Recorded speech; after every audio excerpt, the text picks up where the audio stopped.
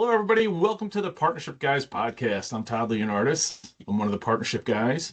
I'll give you a little history about myself. I am a 30 plus year serial entrepreneur and business partner. If there's mistakes to be made, I made them. And over the last 25 years with my current partner, Steven Schneider, we did what I think is a great job of cracking the code to build a better partnership. Guys, if you wouldn't mind introducing yourselves. Sure. I'm Rob Stoker. Been a serial entrepreneur a bunch of decades here too. I've had some great partnerships, amazing, changed my life. Still great friends. Very proud of those. And then I had one really crappy partnership and wound up in a 10-year lawsuit. And I'm happy to share all that too. And saw what Todd and Steven were doing, and helping partnerships thrive. And I went right to him and said, I need in. I love the passion, the mission, and I'm excited about what we're doing here. It's awesome. I'm Steve Schneider, also a serial entrepreneur. I've been involved in some of my own businesses, family business. I've been partners with Todd for over 25 years. And like Todd said, we have built this business with intent, with structure, this partnership with structure, and we've got the answers to your questions. And so we look forward to really kind of sharing our experiences and learning about yours, and having a great conversation about it. It's a great segue, Stephen. Really, what I wanted to talk about today was why partnerships create better businesses, but more importantly, better lives. So, Rob, I want to pick your brain on what's the difference between like being what do solo entrepreneurs misunderstand about partnerships and the advantages of such? Yeah, I mean, there's so many advantages to having somebody else, around you that you can pick their brain, they can pick your brain, you can say crazy things, you can weed your way through so many things when you have somebody else who is like-minded on a similar path than you are, is open, is honest, is trustworthy. I really attribute any success that I've had in business to having great partners. You can't be great without the greatness of others around you. And to be able to bounce things off of somebody else and hear the honest feedback from, like I said, somebody you trust and respect, there's nothing like it. I really don't know what it's like. I mean, I do know what it's like to be in your own head, but as far as owning a business and the 9 gazillion things that go into it, and the this of it, to go through that yourself, it sounds brutal as opposed to having somebody else that you can share all that with. Yeah, a Sounds lot of lonely, people, actually. Yeah, it is. it sounds lonely.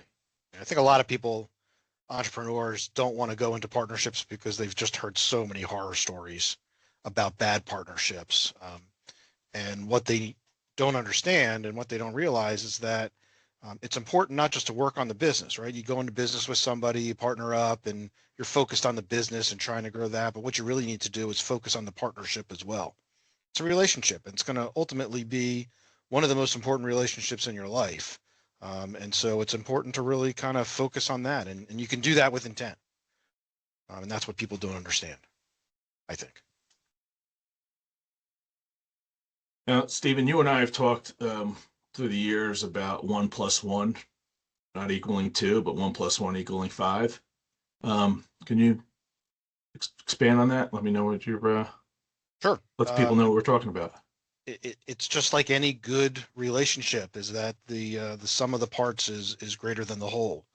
And so as we've built our partnership over the years, we've been able to kind of build off of each other. It's not just adding us together. You're good at this, I'm good at this, but it's actually being able to build so that we actually end up having a greater whole, not just in the business, but it's also about, as you mentioned earlier, it's just about having better lives, and structuring the partnership and structuring the business so that we have a solid business.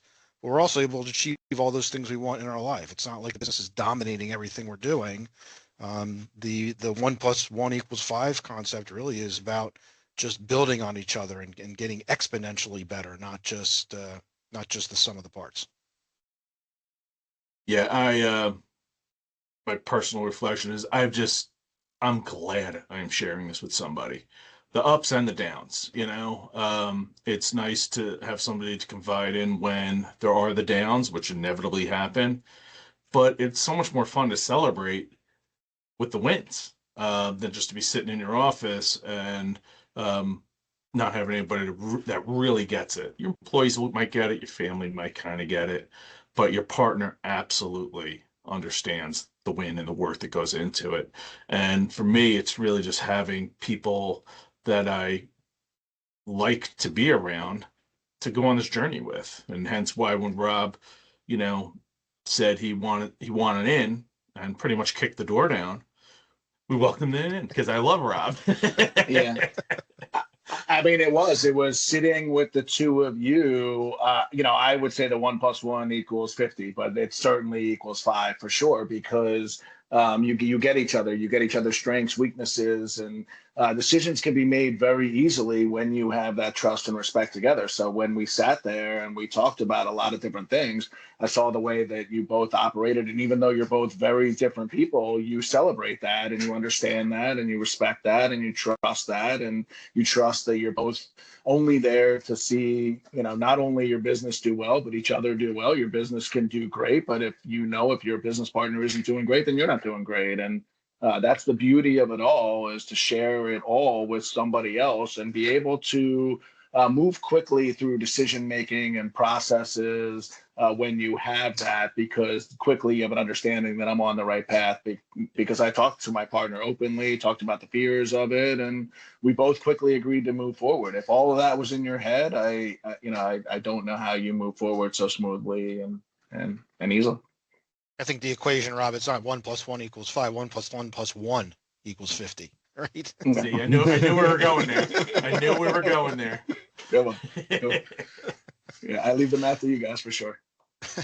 Um, Yeah, yeah, none of us are Robert. accountants people, so don't worry about that. We're not going to hand you your books. But Stephen, how do you feel partnerships really, some ways that partnerships provide emotional and of course operational support?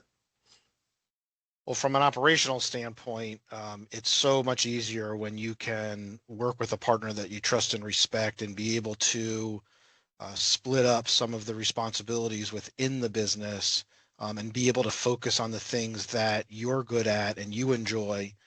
Everybody does better with things that they like and enjoy. Everybody avoids things they don't like, right? And so by being able to have a partner that you can work with well, that you like, that you trust, that you respect, operationally, the business only gets stronger because of that. The emotional support is really about that relationship. It's about having somebody that has your back. I mean, as an entrepreneur, I've learned over the years that the highs are high and the lows are low, and they can flip on a dime. Yeah. And so having somebody there that, and it's happened over the years. I mean, I'll run into Todd's office and I'm like, holy moly, the world is coming to an end. What are we going to do? And he'll look at me and like, dude, it's cool. Nothing happened. We know what to do, man. We know what We'll to be do. all right. We'll be all right. Which is And so, unbelievable. It's Yeah, just yeah, great to have that there. How, imagine if you didn't have, that to run into it. Instead, it's all in your head. yeah. it allows you to get And it out of your head, right? So you're not like stuck in this loop, a downward spiral when stuff goes bad. And also you get a chance to really share the wins, and that's important. It's important to be able, my employees, we something great happens in the business and I go out and share it with the employees and they're like, just doing my job. So, you don't have anybody to share it with, and it makes it better, makes the whole experience better. it has again been transformative for us. I mean, but let's keep in mind this was not a revolutionary process. It was more of an evolutionary process. We came out of Stephen and I, Rob, as you know, came out of failed partnerships um, that almost took us out on many levels. Almost took me out of business and entrepreneurship, out of having a successful and fulfilling life. and Stephen and I started to decided to work together apprehensively initially because we were both gun shy, but it was the perfect time to do it because we got very, very, very deliberate about the partnership. And you touched on it a little bit before. We all know what happens. And we all have friends, or we've been through ourselves. What happens when the communication stops and the trust degrades in a marriage? We've all seen it. Um, Partnership, very similar. If you're not working on it, it's slowly dying. Um, and that can all be avoided with just getting some new habits, new theories about what to do, and to really work on the partnership, not just in the business. Right. The three of us, when we first started up, talked about doing this by design, not by default. Yeah. Right. And we've spent tons of hours talking to each other about what does this partnership look like? What is it going to do for us? Why do we even want to do it? Forget about the business. It's really about just trying to figure out what do we want this partnership? What do we want to get out of this partnership? And that's building it with design in mind, not just letting it happen and then dealing with the consequences. Which is how most partnerships are actually formed. They just kind of happen. It's your buddy, it's a family member, it's a spouse, it's a coworker, and they just kind of happen thinking, oh, I have this complementary set of skills, or I have this money, I have this resource. There's so much more to it than that. That's important, but they're table stakes. So. Yeah, those, the first conversations and gaining that trust and respect and getting through that, it's hard. It's really hard to figure a lot of things out, but once you do and you think it out and talk it out and get everything out, the rewards are amazing for sure. I'm a big believer in growth comes from being uncomfortable, right? We try to avoid a lot of the stuff that makes us uncomfortable, and then that, as we know what happens with that, it just these molehills turn into mountains. So I'm all about being uncomfortable, not confrontation per se, but not being afraid of it either. Just talking it out. This is what I'm feeling. I want you to know that sunlight to me is the best disinfectant. Talk it through, and when you think you've said everything you had to say more, because chances are that well's not dry yet, and that exercise or that methodology has really kind of helped strengthen all of our relationships at this point. I mean, obviously Steve and I have been working together a long time, but even in the period of time you've come on as a full partner here, I think we've seen that as being an accelerant in a good partnership. Absolutely. Some hard conversations because we know it. It all starts with excitement. Everybody starts with excitement and, hey, it's, we got a great idea and we have this great thing and it's going to be great. And, maybe there'll be some money there and we'll have fun doing it and it's great. But we knew that, that's not the end of the conversation. The conversation has to come around to, it's going to get hard. It's going to get really hard. And there's going to be downs. And sometimes, you'll be down, another one of us will be down, and it's picking each other up. And what do those downs look like? And let's talk about it. Let's get it out. And when you get frustrated, what does that look like? Those are hard conversations to have, but they're as important as it gets in any relationship. Yeah, 100%. I mean, and the key thing really, and we'll talk about this in the future, I'm sure, is really about mindset, right? Is coming to the partnership with the right mindset.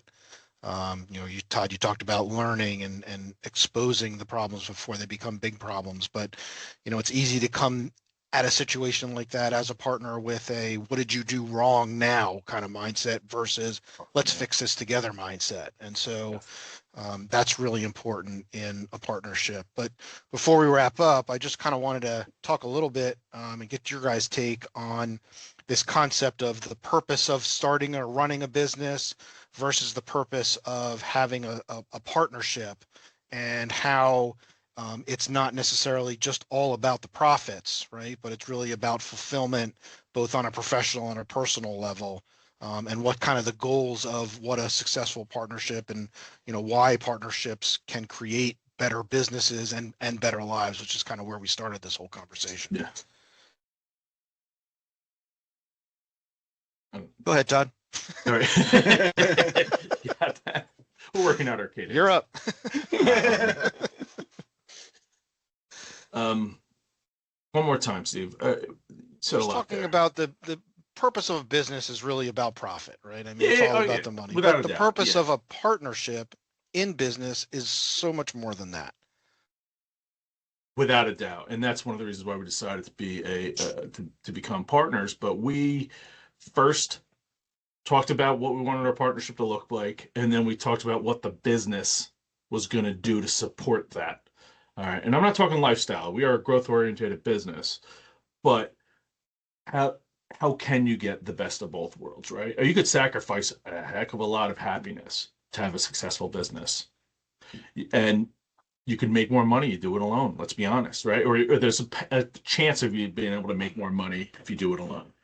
Um, to me, I learned at a very early age, it's more than money. It's more than just the money. So it wasn't just about the business. For me, it's journey.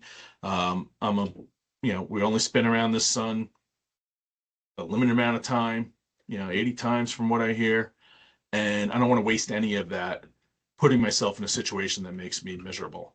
Um, or it doesn't give me fulfillment outside of the business. So I put a lot of energy and effort into deciding what my fundamental focus in life was going to be, and shared that with Stephen, and he did the same.